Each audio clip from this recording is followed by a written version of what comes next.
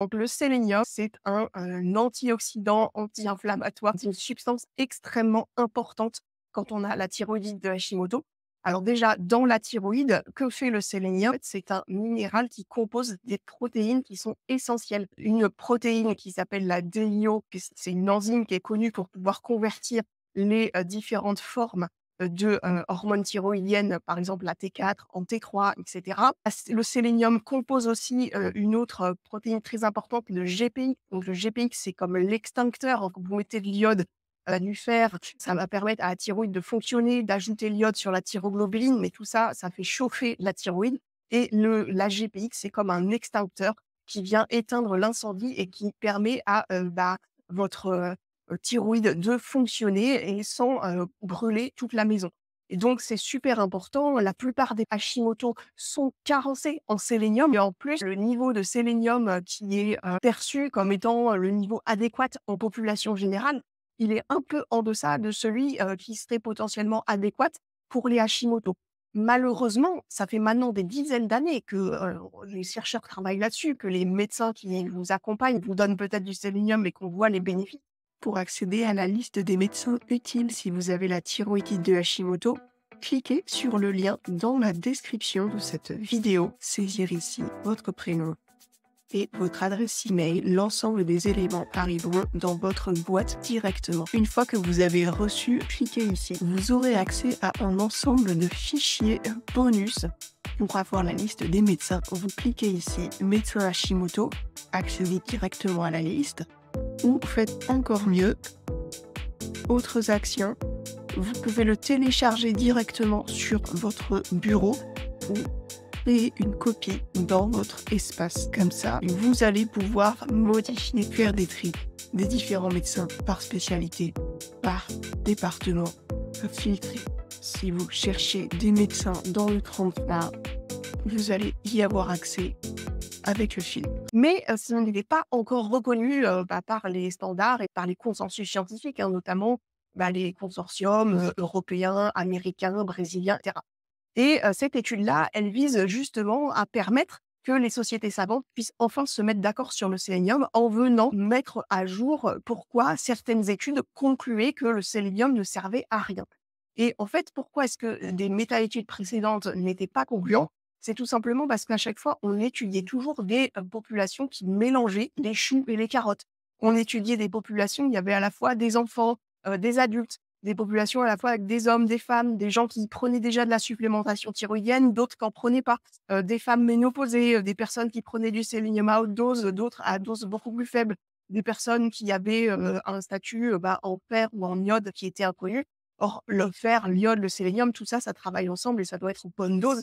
Donc, si on est complètement carencé en fer, on ne va pas du tout réagir de la même manière que si on a énormément de fer et pas beaucoup d'iode. Et l'idée, dans cette méta-étude-là, c'est qu'ils ont essayé de refaire le tri dans toutes les précédentes études pour arriver à distinguer tous ces paramètres. Pour identifier les facteurs qui sont les plus impactants dans votre cas particulier de thyroïdite de Hashimoto, remplissez le quiz gratuit proposé dans le premier lien de la description. Vous aurez accès à des fiches de conseils personnalisées permettant d'identifier les carences sur lesquelles travailler en priorité et des conseils concernant les changements qui vous seront les plus bénéfiques.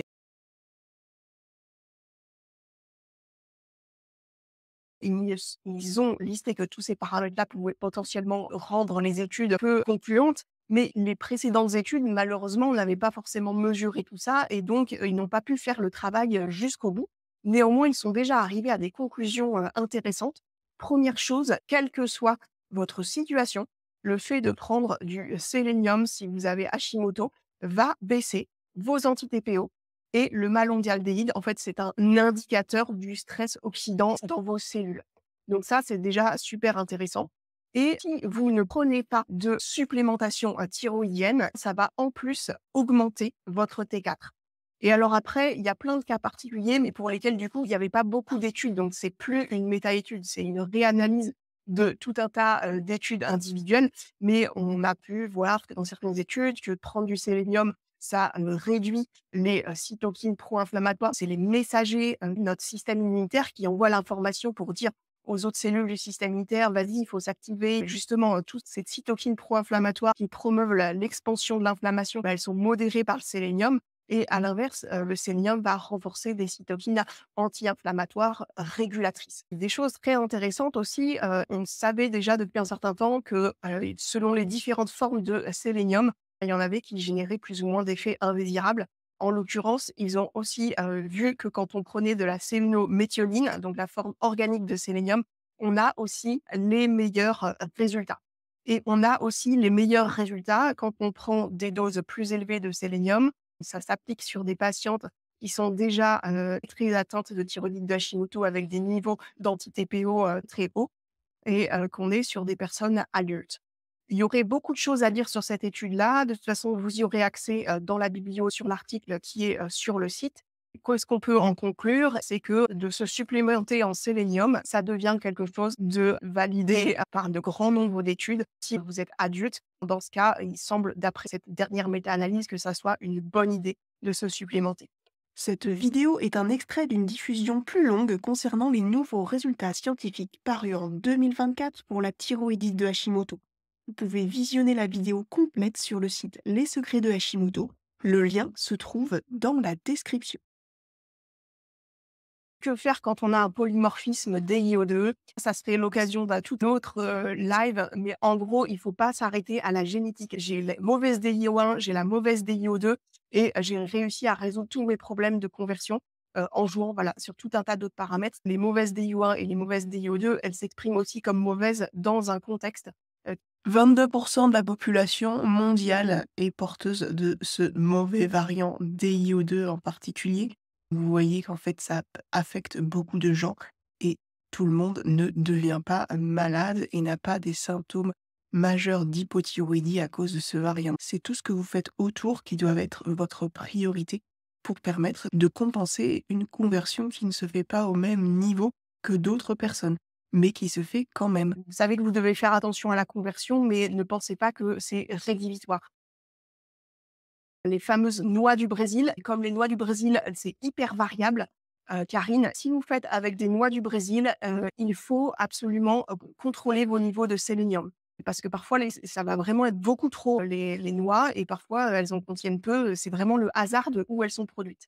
Il y a d'autres aliments qui contiennent du sélénium, qu'on aime moins, mais qui pourtant sont très, très utiles à notre tube, digestif. Par exemple, les tripes, par exemple, la dinde. Je vous suggère d'autres choses. Ça peut être intéressant aussi de prendre, des aliments, qui apportent une multiplicité, de bénéfices et en plus, qui vont avoir des niveaux beaucoup plus stables que les noix du Brésil. Les oncologues ne recommandent pas les compléments alimentaires. Oui, bah, alors, évidemment, les oncologues essaient de prioriser la priorité qui est le suivi de votre cancer. Je vais évidemment pas vous dire autre chose que votre médecin. D'ailleurs, je ne suis pas moi-même médecin, hein, je suis ingénieure. Je passe beaucoup de temps à lire les publications scientifiques pour mettre de la clarté et de vulgariser tout ça. Mais, évidemment, vous suivez, les recommandations, de votre médecin. Toutefois, bien qu'étant suivi par les oncologues, votre médecin traitant peut vous prescrire, des, dosages pour, vérifier un certain nombre de carences. Parce que si vous êtes en carence, c'est quand même logique que vous ayez une supplémentation ou que vous sachiez qu'il faut un petit peu adapter, votre alimentation. Je vous renvoie vers votre médecin traitant qui sera peut-être d'une meilleure écoute